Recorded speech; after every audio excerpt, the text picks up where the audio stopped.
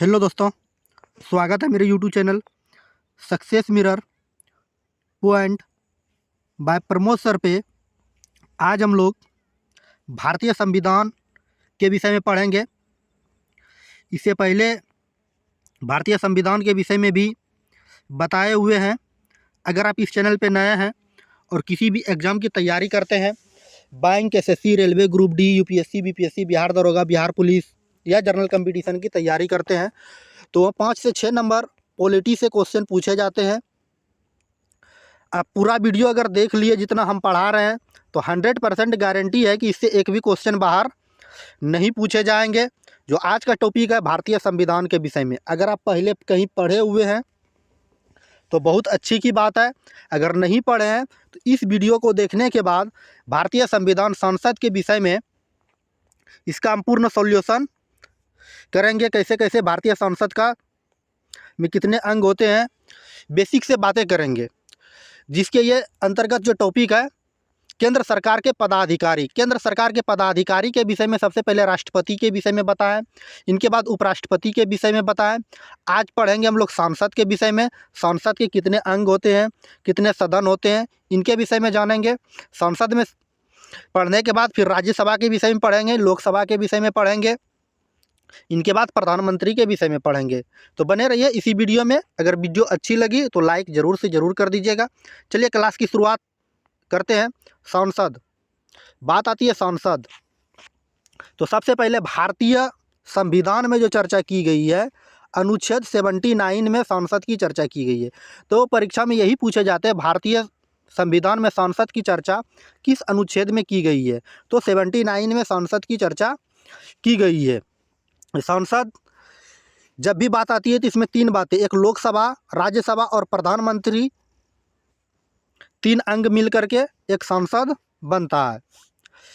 भारतीय संविधान में ब्रिटेन के संविधान से लिया गया है। संसद जो है, शब्द जो है भारतीय संविधान में, ये ब्रिटेन के संविधान से लिया गया है। तो बात समझे, अगर परीक्षा में पूछे जाए कि संसद किस देश के संविधान से लिया गया है, तो ये ब्रिटेन के संविधान से लिया गया है। अब चलिए नेक्स्ट पॉइंट की ओर आते हैं।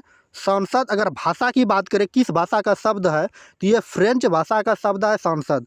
याद रखिएगा, संसद किस भाषा का शब्द है, तो फ्रेंच भाषा का शब्द है संसद। इनके बाद चलिए नेक्स्ट पॉइंट की ओर आते हैं। कह रहा है कि पहली बार संसद भवन ब्रिटेन में बनाया गया था। तो परीक्षा में पूछे जाएंगे पहली बार संसद भवन कहाँ पर बनाया गया था, तो ये ब्रिटेन में बनाया गया था।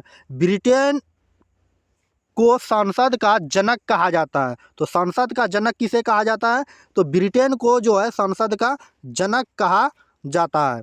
इनके बाद संसद की बात करते हैं। संसद में जो सदन होते हैं, 2 सदन होते हैं। सदन या इकाई की बात करें तो 2 गो इकाई होते हैं, एक लोकसभा और एक राज्यसभा। तो परीक्षा में पूछे जाते हैं संसद के कितने इकाई होते हैं, तो संसद के 2 इकाई होते हैं। इनके बाद बात करते हैं संसद के अंग की।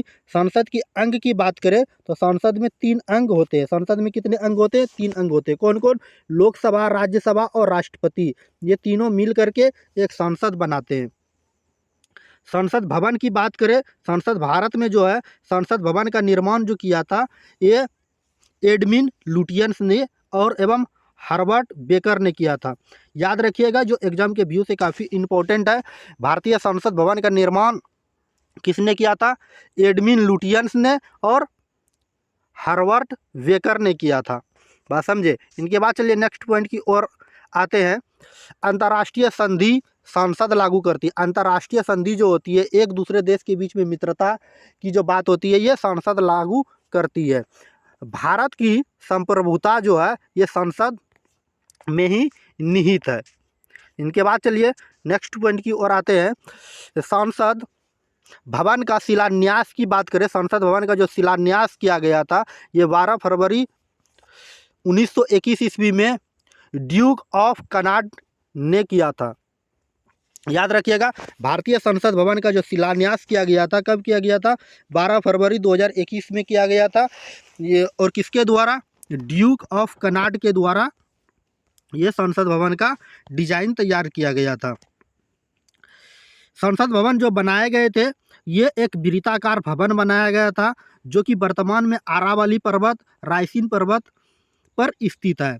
अरावली पर्वत के अवशिष्ट कुछ भाग है रायसीन पर्वत, उस पर ही ये संसद भवन स्थित है। इनके बाद बात करें इसकी संरचना की, बाहरी परिधि की 144 ग्रेनाइट पत्थरों के स्तंभ पर टिकी हुई है। तो बाहरी परिधि कितना हो गया, 144 ग्रेनाइट पत्थर से ये स्तंभ पे टिकी हुई है भारतीय संसद भवन। ये बात की है अभी पुराना वाला जो संसद भवन था, ओल्ड वाला, उसकी चर्चा की है। अब भारत में तो नया संसद भवन बन गया है, तो लगे हाथे उनको भी देख लेते भारत का नया संसद भवन का निर्माण कैसे कैसे हुआ। तो चलिए इनकी बात करते हैं।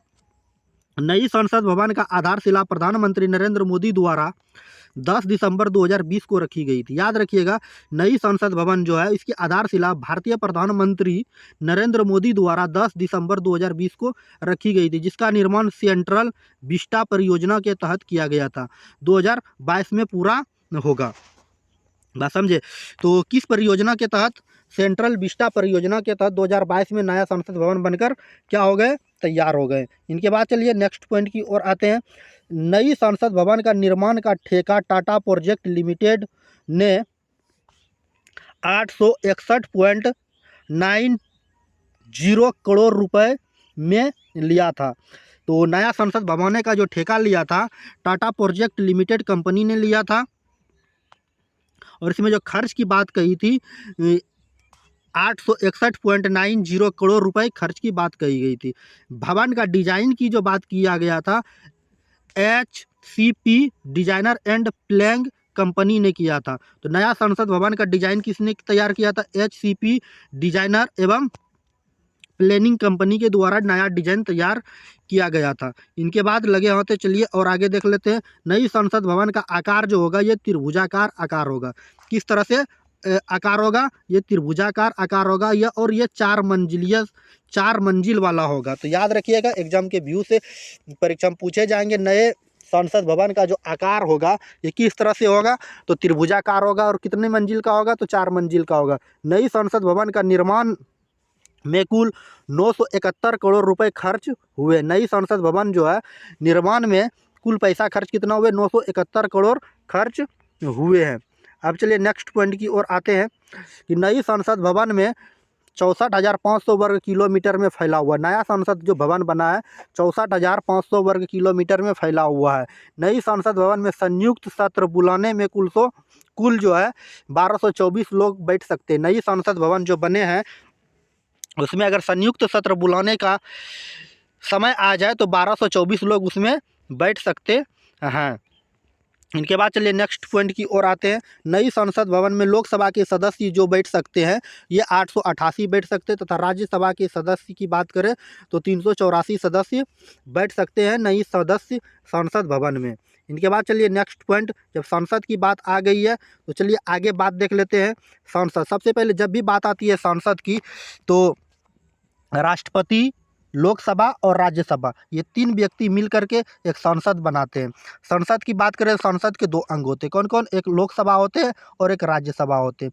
लोकसभा को निचली सदन कहा गया है, या इसको प्रथम सदन भी कहा जाता है, या इसको बहुदल सदन भी कहा जाता है, इसको जनता का सदन भी कहा जाता है। इसका चुनाव जो होता है वो प्रत्यक्ष रूप से चुनाव होता है, क्योंकि डायरेक्ट लोकसभा के सदस्य को जनता के द्वारा चुने जाते हैं, इसलिए यह प्रत्यक्ष इसे कहा जाता है। राज्यसभा की बात करें तो ये उच्च सदन होते, ऊपरी सदन होती है, ये द्वितीय सदन होते हैं। और इनके राज्यसभा का भी राज्य का सदन होता है।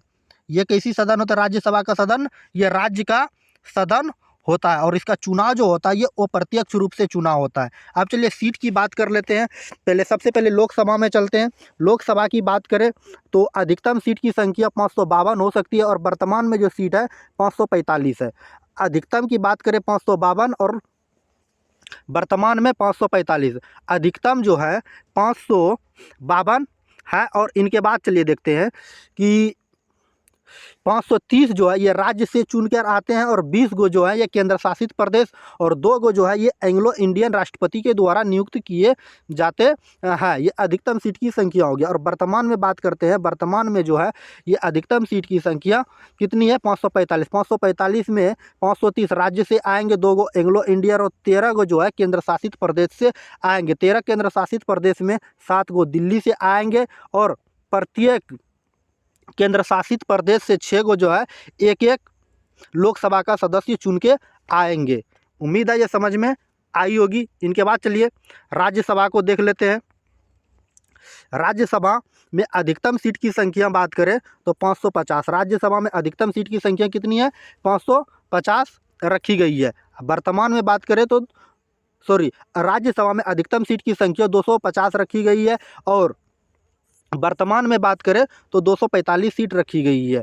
अब चलिए अधिकतम पे बात कर लेते हैं। सबसे पहले अधिकतम राज्य से जो आएंगे 238 सदस्य आएंगे और 12 सदस्य जो ये राष्ट्रपति के द्वारा मनोनीत किए जाएंगे अनुच्छेद 80 के तहत। ये 5 क्षेत्र से आते हैं, कला, विज्ञान, समाज से भी, खेल से। ये अनुच्छेद 80 के तहत 12 सदस्य राष्ट्रपति द्वारा राज्यसभा में मनोनीत किए जाते हैं। इनके बाद बात करते हैं वर्तमान में तो 229 सदस्य ये राज्य से चुनकर आते हैं। 4 सदस्य की बात करें तो ये केंद्र शासित प्रदेश से, 3 गो दिल्ली से और 1 गो पांडुचेरी से और 12 सदस्य जो है ये मनोनीत राष्ट्रपति के द्वारा किए जाते हैं। कई बार एग्जाम में पूछा हुआ है कि राज्यसभा में राष्ट्रपति द्वारा कितने सदस्य मनोनीत किए जाते हैं, तो 22 सदस्य किए जाते हैं। और लोकसभा में कितने सदस्य मनोनीत राष्ट्रपति द्वारा किए जाते हैं, तो 2 सदस्य मनोनीत एंग्लो इंडियन को लोकसभा में किए जाते हैं। अब चलिए दिल्ली और पांडुचेरी की बात कर लेते हैं। 3 गो दिल्ली से और 1 गो पांडुचेरी से, तो इसको भी देख लेते हैं लगे हाथे। तो दिल्ली एवं पांडुचेरी को छोड़ करके शेष केंद्र शासित प्रदेश का प्रतिनिधित्व राज्यसभा में नहीं है, अतः भविष्य में प्रतिनिधित्व देने के लिए संसद कानून बना सकती है। दिल्ली और पांडुचेरी को छोड़ करके और सब भी जो राज्य है वहाँ पर क्या है कि राज्यसभा के सदस्य नहीं है। भविष्य में अगर ऐसा होना पड़े, करना पड़े कि यहाँ भी राज्यसभा का प्रतिनिधित्व हो तो संसद कानून बना सकती है। इनके बाद चलिए कुछ नोट में देख लेते हैं।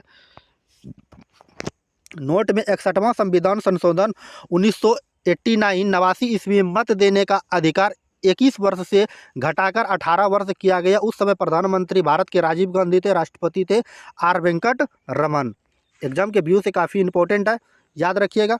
बात समझे। आज का बहुत ही छोटा वीडियो था, उम्मीद है ये पसंद आई होगी। अगर वीडियो अच्छी लगी तो हमारे छोटे से प्यारे से यूट्यूब चैनल को लाइक कर लीजिएगा। लाइक करने के बाद प्यारे से छोटे से यूट्यूब चैनल को सब्सक्राइब कर लीजिएगा। सब्सक्राइब करने के बाद बेल आइकन का घंटी दिखेगा, उसको जरूर दबाइएगा। अगर आप फेसबुक पेज पे देख रहे हैं वहाँ फॉलो जरूर से ज़रूर कीजिएगा और अभी अपने दोस्तों के बीच शेयर नहीं किया है तो शेयर जरूर से ज़रूर कर दीजिएगा। शेयर जरूर से ज़रूर कर दीजिएगा। अगर वीडियो अच्छी लगी, अगर आप इसका PDF चाहते हैं तो हमारे Telegram channel success mirror point by Pramod sir पे वहाँ से ज्वाइन करके आप PDF को भी प्राप्त कर सकते हैं। डिस्क्रिप्शन में इसका लिंक मिल जाएगा। चलिए आज की क्लास को यही समाप्त करते हैं, मिलते हैं नेक्स्ट वीडियो में नेक्स्ट टॉपिक के साथ। जय हिंद, जय भारत। Okay, bye bye.